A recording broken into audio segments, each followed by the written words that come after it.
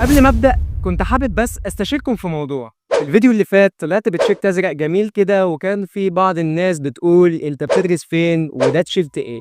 يا شباب ده تيشيرت مدرستي، مدرسة وي للتكنولوجيا التطبيقية. لحد هنا تمام. التيشيرت ده بقى بالذات عمل مشكلة معايا للأسف إنه أزرق، والإضاءة من جنبي زي ما انتم شايفين أزرق، وطبعا عمل تداخل مش لطيف كده، فكان لازم أغيره. أنا ما كنتش عايز أعمل كده، ثواني مغير. ايه كنتوا متوقعين ايه؟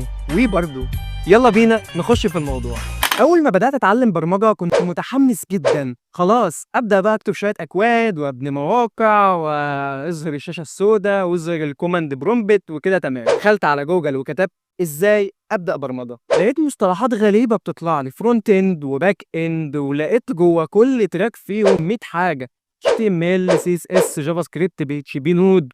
ايه كل ده؟ ساعتها وقفت وقلت استنى، هو انا اصلا فاهم يعني ايه فرونت ويعني ايه باك؟ لقيت ان الفرونت هو الواجهه اللي الناس بتشوفها، اما بقى الباك ده اللي بيشيل كل حاجه على كتافه من ورا الكواليس. ولا يا سلام بقى تبقى تنين وتطلع فول سباك وتتعلم الاتنين، وساعتها مش هيبقى الفيديو ده بالنسبه لك مهم اصلا. انا شرحت كل ده بالتفصيل في اخر فيديو ليا، من غير فلسفه وبالبلدي وكويس علشان تفهم صح.